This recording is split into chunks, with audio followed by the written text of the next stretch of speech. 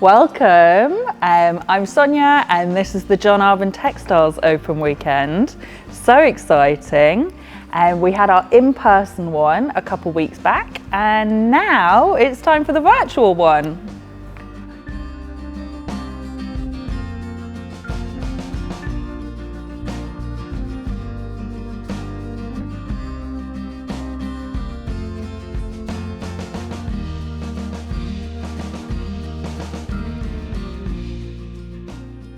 So all of those goodies we showed you last time around are now up on the website, and all weekend long we're going to be bringing you some great virtual live sessions with some really talented folks, and yeah, it's just going to be a barrel of laughs. So come with me and we'll see what's in store.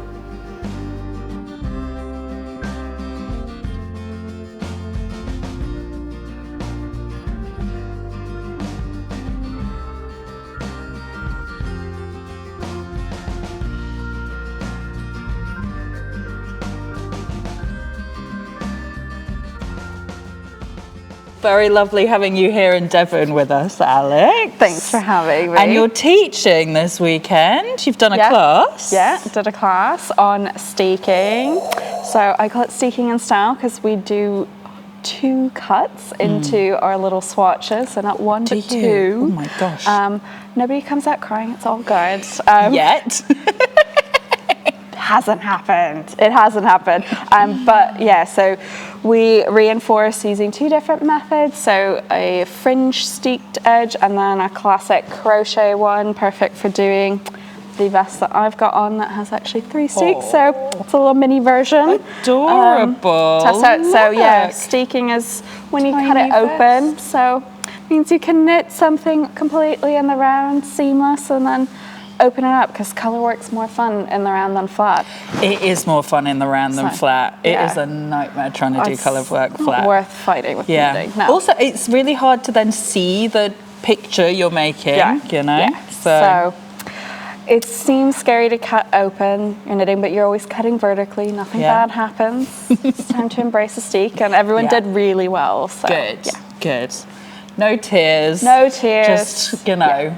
We're joy. adding a new skill to the toolbox. Definitely. So, Well, and I think it's something that people are so afraid of before they do it that it's then quite a triumphant moment for people, I'd imagine. Like doing it as a group. So everybody's going through it together. I learned for the first time in a knitting workshop, which wasn't on steeking. And it's once you make the first cut and you go, that wasn't as bad as I thought it was going to be. Nothing unraveled.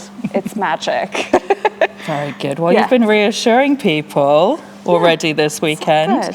And then you're also, another thing folks really struggle with is what the bloomin' colours to make things with. Again, especially with colour work, which is one of the things you specialise in. So you're teaching a class at our virtual open weekend. Super excited. Yeah, so it's all on colour. So kind of like colour theory for knitters. So how to tackle picking colours without knitting a stitch, because a lot of us just dive in and go, I don't like this, and now I have to frog the whole thing out, and it's sad and painful. So tips for planning, like when you're shopping or you're at home, working with your stash to check if you really love it and you're ready to go. Very sensible. And what's your little friend? Can you introduce us to? So this is the Moosh Bear. We're all so obsessed. I think it's like every 4th vlog, at least, we mention one of Cynthia's Yes, so this is Cynthia's Moosh Bear. His name is Steg, which is the Estonian word for steek. And I had him made because I was teaching a steeking workshop in Australia, and a woman had a bear, and it fit the little vest that I made, which is how I tested out the construction for my colourwork vest. So it's like a mini swatch, mini steeking swatch. Just to see if I had like the shaping and the steeks were working correctly. And she popped it on her bear because it would fit, and I went, I need a bear. So now I have a bear, and he comes to all of my steeking workshops. He's kind of the little cheerleader mascot. So yeah. That's what people need if they're about to take their scissors to their knitting. You need a mascot. You have a little mascot. He's always smiling, cheering you on. It's all good.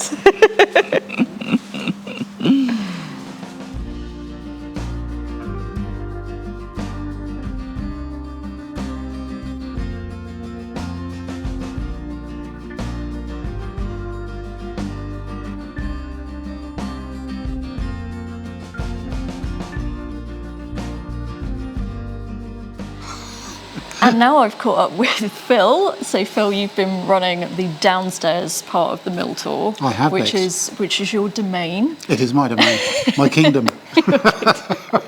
How's it been? Yeah, very good. Yeah, very good so far. I think people are happy. We seem to be feeding them with enough information for them to go away and scratch their heads for a while. Is that your aim to kind of just slightly so? I think so. I think it's to pique their interest, isn't it? Yeah. It's to go, well, they've come here. They're obviously interested if they've come to the mill. They're obviously interested in the machinery, what it's doing and how it behaves, etc., etc. And I think you just want to slightly enhance that, don't you? You just want to give them a bit more, but also you want to give them a little bit of background to the business as well, from the point of view of, well, actually there is stuff that happens before we reach this point, which needs to be explained, I think. Yeah, absolutely. Yeah, and I watched your first tour of the weekend, and excellent. Was it all right? Excellent bit of information. Love it. What's your favourite machine to explain, or the thing that kind of gets most questions and intrigue? Oh, very good question. Probably the spinner, generally, because I think you get to that point, there's quite a lot happening there, and it's reaching a point where the customers are seeing something that they're familiar with. So they're tending to be a little bit more interested. It's like, oh yeah, okay, I see that. I know how that works. I know where it's getting to. I think otherwise, I mean, I think they all have value. Yeah. All of them have value. All of them are something you can feed a bit more information in. I mean, obviously, I spend most of my day on a gill box. Yeah. So that's where I'm familiar. But at the same time, I know the machines. So. Yeah. And it'd be nice to be able to show them Kevin, but obviously we can't because Kevin's a big beast. Kevin's this. But Kevin. Yes, it's Kevin. Introduce you to Kevin. But we filmed a little virtual mill tour. So if you don't actually get a chance to come to the tours, or even if you do, because we can't run Kevin during the mill open weekend tours in person, but if you watch the mill tour video, you'll see the entire process. You'll see the entire team coming in to set him up. That's the part when I visit, and if it's a day when Kevin needs threading up, I just love that we need to get everybody in the mill to come and help. It's very active. Because it's just such, The more the merrier. It's a really cool process. What gets the most awkward? What's the most awkward question that you've had, or just? I think sometimes when you get questions regarding processes that don't happen here, for instance, like the dyeing process, and you'll get people who question you on the nature of how the dyes behave and such like that. That's not always easy to answer. You have an answer which is to the best of your knowledge, but not being professional in that business, I think it's quite difficult. Otherwise, most of it you can deal with. Yeah. What's your, I don't know, your favourite question in terms of like it's something that maybe comes up and it seems like a complicated question, but actually you're able to explain it? That's a challenging one. I think maybe the processing, the beginning part, how it all starts, and through the scouring side of it, people don't always understand how you get from a sheep to this point of being able to process them on gill boxes here and blend them and all the rest of it. So that's probably quite an interesting one. The other one is, I had a question on the tour this morning with the blending and, what does it look like as a final fibre? And you're like, well, that's difficult because it doesn't look like the top because it changes dramatically between being a top, a blended top, to being a final yarn. Yeah. And it really does. I think you had Black Gold of the Sun. And that was great because, you were able to find, you found the skein and you were able to show them. Like, and immediately they're like, aha. Like. But when you see it on the gill box, it's just on top of that. But you've got to tell Donna because Donna will go looking for it, and if it's not there, there'll be trouble. It was Bex, it wasn't me. But yeah, that was one that looks so significantly different because when you see it on the gill box, it's very, very sort of stripy because you've just got the sort of plain dyed ends, the base ends coming up into it. And it changes dramatically when you go into that. Yeah. I mean, you can see when you're looking at something like, I think Kevin's quite good because within Kevin you can see that top look and then you can see the fibre. So you're getting that image quite, comes across better maybe. Yeah. Fantastic. Thank you so much for providing some wonderful guided tours for customers this weekend. It's been really good to see everybody coming back from the mill tours and just like buzzing with all of their thoughts and, well, hopefully they're going back to look at the fibre with a different light, you know, and going, oh, actually, we know how that's made now, and buying it.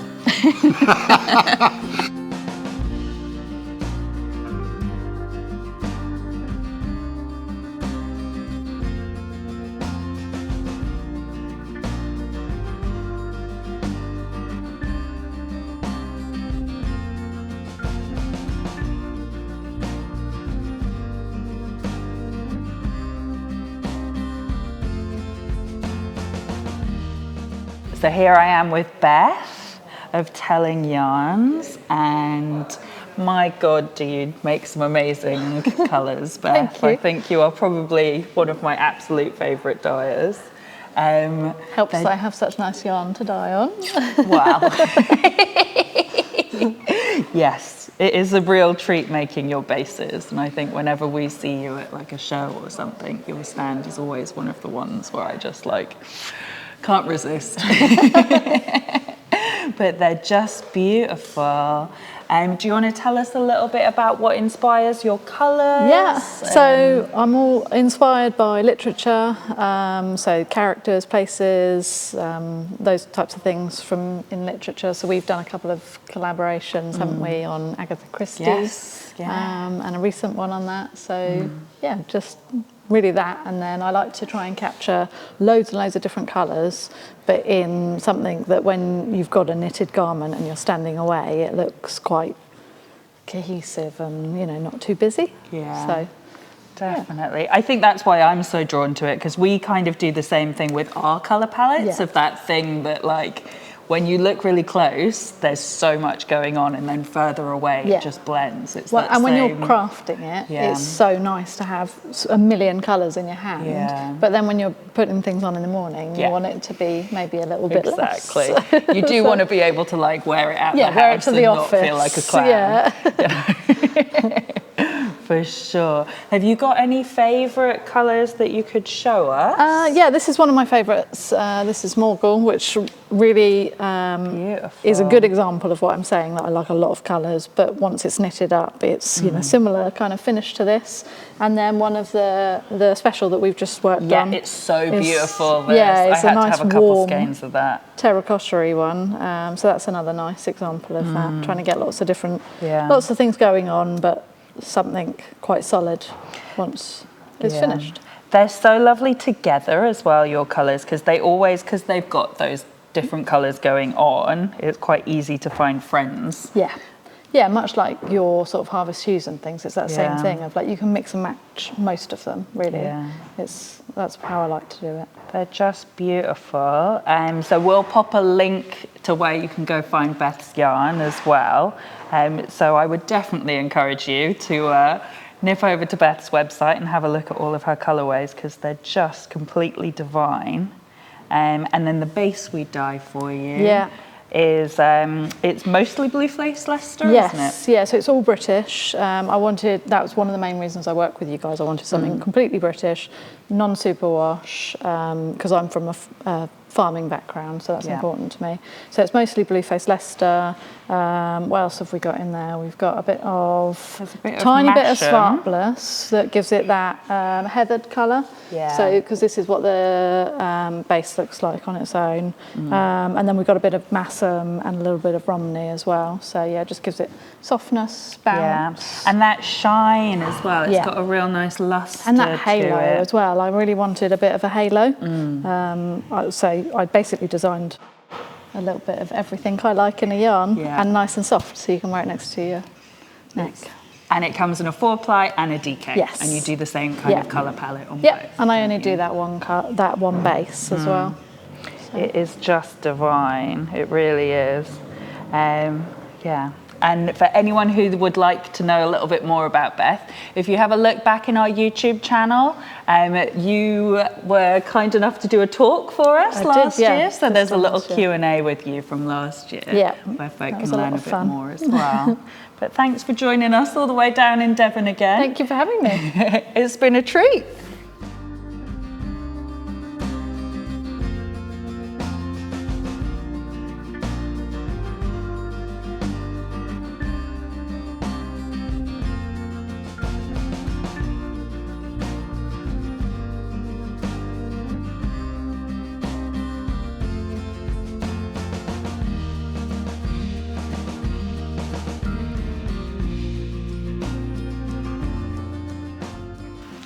So, Donna, you've also knitted something in our new colours. I have, yes. This is Willowbank by Ysolda Teague-Long.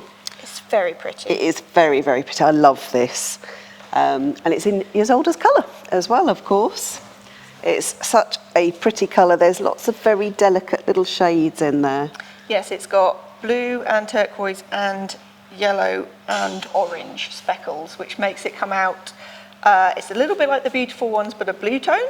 So it's really quite nice. It looks really nice when it's knitted up. Like they always look a bit different, like in every stage. So it's really nice to see it like this. And where it's got the lace and the garter, you get like different effects. Yeah, it was really fun to knit. I really enjoyed this one. You start at the bottom on this one, You don't do. It's a lot of stitches, but it's fun because then as you get towards the end, it's getting smaller. But no, it's a lovely shape. It's very beautiful. It is a fun knit. Yeah, and I think we're supposed to be putting kits up of this one as well. Yes, on the virtual open weekend, there will be kits available for this. But yes, it's very pretty. And yeah, we called this colour Space Talk. It's not necessarily a spacey pattern, but it's very pretty. It is very lovely.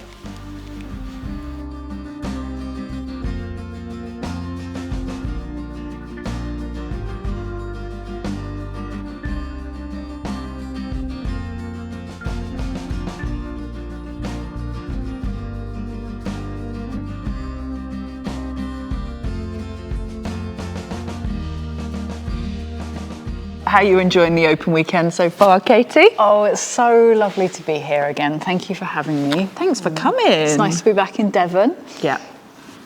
I've got all my goodies here. It's really nice to I haven't done a show since your open weekend last year. So it's like the first time some of my privileged. First time some of my new stamps have been out in the wild, which is very exciting. That is exciting. And since the last open weekend, we also collaborated on a fun little project together. We did. Sonia and I are both really keen jigsaw people. Yeah, we are. When we can be dragged away from our knitting. So we took the artwork that I did that was published in the annual last year. Was that issue 3? It was issue 3. I'm casting my mind back. And we adapted it a little bit because it was like a comic in the annual, and I made it a bit more full, added a few more sheep, doing a few more things, and we made this 1,000 piece jigsaw puzzle. Have you done it yet? Of course I've done it. I have done it, yeah. I had to do it to be able to take pictures for the website of like the puzzle being done. So you were probably the first person. I was, but it was such a treat because there's all that detail in the machines and then all the yarn. It was a real joy. I was thinking while I was doing it though, like I know what all these machines look like in intimate detail. So actually I think it's probably a bit of a tricky puzzle. Yeah, it is. I mean, I had that experience as well because obviously I did the drawing. It's the first time I've ever done a jigsaw of a drawing that I know so well. So I kind of had the advantage, like, oh, I recognise exactly where that piece goes because I remember drawing that exact line just like that. So I reckon it is a bit more challenging for people who haven't stared at this image or this mill for hours and hours and hours. But tons of my friends and family have done it as well. It's definitely what everyone got for presents for a while, and they all did it and said it was a joy. Yeah, I really enjoyed it. Enjoyed it. Such a treat, honestly. We'll have to do another one sometime. But I feel like you need to turn your mushrooms and things into puzzles. I do as well. think there probably needs to be a mushroom puzzle at some point. At some point. but these all good things come to those who wait. It cannot be rushed. No, you can't do all the things at once. You can't. I don't think you've had your enamel sheepies. Oh, yeah, they're brand new this as well. This is a new friend too, Yes, the isn't rainbow it? sheep. That was, I actually did that as a rubber stamp design first, and then I thought, do you know what? That would be really cute as an enamel pin. So It's very cute. You weren't wrong. It's got a friend as well, a foraging frog. That's a new pin since last year. I think that's it for new things, though. They're lovely. There's quite a lot of new rubber stamps. That was kind of a big thing. I thought, I don't have enough sheep. So I did a knitting sheep, a rainbow sheep on a ball of yarn. I did just a tiny one of a little sheep, which I didn't have before. Oh, a mini sheep. A mini sheep. Little mini sheep. Yeah. Very cute. Double adorable. Yes. Yeah. And thanks for coming. Have you had a nice time? It's been so lovely to be here. Have you been on dog watch? Dog watch? There's been lots of doggies around. Did you see the Jack Russell? I love a Jack Russell. You know, I've got a soft spot for a Jack Russell. Yeah. If you've got to leave your one at home, at least you know, can yeah. admire other people's. I have to pet all the dogs who come to my stand. It's very important. Yes. And you had an ice cream. Of course. I had a cream tea flavoured ice cream. I haven't had an ice cream yet, so I need to rectify that, clearly. But I did have fish and chips the other day while we were setting up, so it's not gone too badly wrong for me food-wise. Not too bad. Wonderful. Well, cheers for chatting with me. Oh, it's a pleasure. And, thanks for coming to the open weekend. Thanks for having me.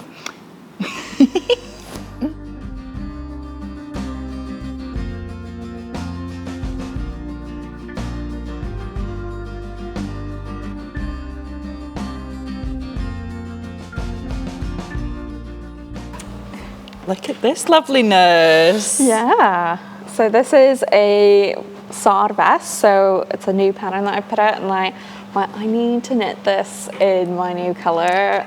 And it was the perfect chance to play with a couple of the other colors in the Yarnadelic range, because Dark Star just wants to play with everything. Yeah. So yeah, I used it with Pink Moon and then Ysolda's color Space Talk. So coincidental space name theme. Space themes. Not planned at all. It just works with the colors well together. It's so lovely. I've seen photos of you making it, but Yeah. like this weekend has been the first time seeing it in person. outing for it. And it's so gorgeous. That little pop of the blue with the two warm tones. Yeah. They work so beautifully together. And then I love how different your version that you're wearing is to the Super Yarnadelic one. Yeah, so I've done a couple that have been like gradient. This is the first doing like 3 solid colors, which is super fun because you can like play around accentuating the shoulder details and the hem detail. There's like extra pop of color, which I did for a knit along that I ran. And this pattern, because I did the solid color version, I made like a coloring sheet so you can color in the whole vest, so you can plan out like So where the fun. colors are going. So I did that to plan this, of going like, ooh, I'm gonna use Pink Moon, I'm gonna use like a touch of that teal just to pop it in the braids. It's super fun to make. It really lifts it, those little details. Yeah. They're so special. So yeah. a little bit of braids, color work, all done in the round, seamless. So Then folks can just find the pattern on your website? Or? website and Ravelry, both options. Perfect. Nice to have options. Options, and it's a nice, easy to wear thing because Yeah. you know, summertime, quick Definitely. layer into autumn. Yeah, I'm getting very into vests these days. I just find too. it's just useful having that I was extra layer. late to the party, but I'm now fully in. Yeah. That's how I feel as well. Just dive head first. Yeah, no sleeves. Save them, definitely. And we'll have kits up for the virtual open weekend as well. So, it's gorgeous, Alex. I love Thanks. both. I can't decide which version I like better. They're both just stunning. I need to improve my colour work skills, and then I shall endeavour to Hard. make one. Hard. Just one row at a time. One row at a time. Only 2 colors per row. Yeah. All good.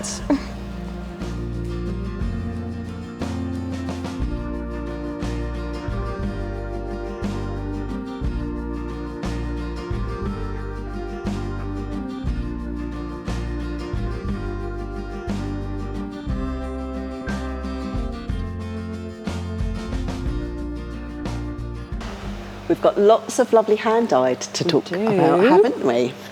Lots Very and nice. lots of it. I think this is always one of our personal highlights of the open weekend, isn't it? Nice, yeah. Because Lauren always arranges it, so we never know what's going to be in the boxes. It causes great excitement when the boxes arrive at the mill. It's, oh, there's more yarn to go and open, and I know. go and see, what can we have before? I know. So all the things that Donna and I haven't taken home, you can have a look at on the website now. But what's caught your eye most, Donna, do you reckon? Oh, I think probably this beautiful blue from Felt Fusion. It's just my colour. I do keep picking that It's up very as lovely. well. Bex was eyeing it up earlier. Oh, too, really? so- Oh, wow. It's just such a nice blue. What's it called? Mordor? Oh, Mor- that just makes me like it more. Mordor. Mordor. Yeah. But then also, that's very pretty as well. That's from Cat and Sparrow. And this is a custom base which we make for Rachel. So this is 90% Romney, which is a luster wool with that little bit of silk in it. And this is like spun gold or something. Beautiful. This lovely kind of chartreusey, gentle chartreuse. They're all beautiful colour. colours, like that pink. You can really see the silk coming through, can't you? Yeah, It's very shiny. Very pretty. And then I think probably my favourites is this crazy skein of Exmoor Saar. Yeah, it's really cool. So that's from Lola, Third Vault Yarns. Peas Blossom. Yeah, she's got a nice Midsummer Night's Dream Yeah. theme going Oh, on is with the it? colours this year. Yeah. Lovely. It's a fairy. It is a little fairy. And then there's one a bit more saturated. That's I Is love that one. Yeah. You're having that one. I want that one. Sorry, folks at home, there's going to be none left for you. Oh dear. Yeah, this is quite fun as well. That is, yes. I picked up a skein not too dissimilar to this a couple years ago at the open weekend, and have the most fun socks. They are really them. good. Yeah, I've got a pair knitted up with Mizzle, the mosaic pattern Yeah, I did. you did do the It works mosaic. really nice. So Yeah. you can have nice crazy socks or Yeah. tone them down a little bit if you want to. Definitely. But they are fun. Yeah, and if you are looking at all those crazy skeins of sock yarn going, "Ugh," then all of this beautiful, tasteful Ovis etc. might be more your cup of tea. So look at all They're of very, those. they're very beautiful colours, aren't they? Yeah, I love this like dark green, It's really nice. but it just glows. That's a doesn't it? custom blend as well, isn't it? It is. That you do for Saskia? It is a custom base that we do for Saskia. So it's Devon Close Wool, Exmoor Blue Face and Swart Balls. So that's a nice no nylon sock Yeah. as well. So those are gorgeous. Then we've got a couple of hand dyes on our new Devon Naturals blend, haven't we? We've got river knits, we've got the pink and a tiny little bit of the green. Little baby bit of green left. So these are on the Romney and Grey Exmoor Blue Face blend. So it's so dyed as a gorgeous. gradient. Marcus and Becky have done beautiful colours in that, haven't they? Always do. They always They're do. really nice. And then you've got the other one there, haven't I've you? got the other Devon Naturals here, and these are kind of ingredients as well. So this is allium threads, so I think they're all naturally dyed, and look at that. That's gorgeous. It's That's fun. definitely, that's my colour. Very wintry. And then They're there's really a yellow nice. version and a pink version that no doubt Hells will take home. So Yeah. but they're all on those. Like, that is nice, actually. is, I mean, yeah. that just matches my That's top. sure. That's We why have I all think got that's our colours that we all go for. Sonia's the browns, brown. Helena's the pinks, and I'm the blues, Yeah. and the greens, and the crazies. Yeah. I like a green. I like a green. You do like a I'm green? coming round on a blue. You are. Yeah. I'm coming round on it. This is a nice blue as well. That That's so is. cheerful, isn't it? So this is Kerry from Ginger Pink who's dyed this for us.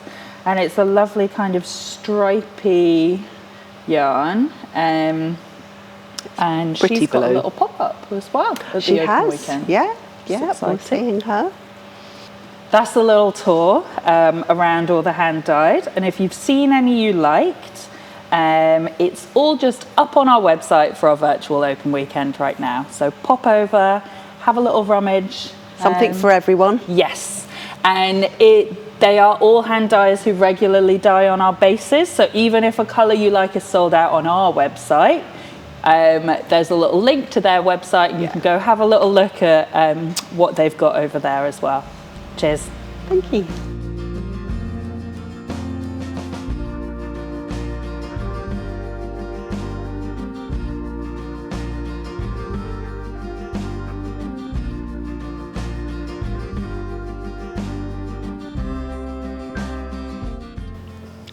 Thanks for watching, and it's our virtual open weekend, so this is by no means the only thing happening. No, we've got lots of Zooms, so they're still available to book on Eventbrite. They're all free, so pop over to the link and check them out. And if you want some souvenir goodies, head over to the website. We hope you like them. I'm holding it upside down. We hope you like them. We're really proud of how it all turned out this year, so yeah. And then there's the mill tour as well, so buckets of fun still. Yeah. Cheers for watching. See you soon.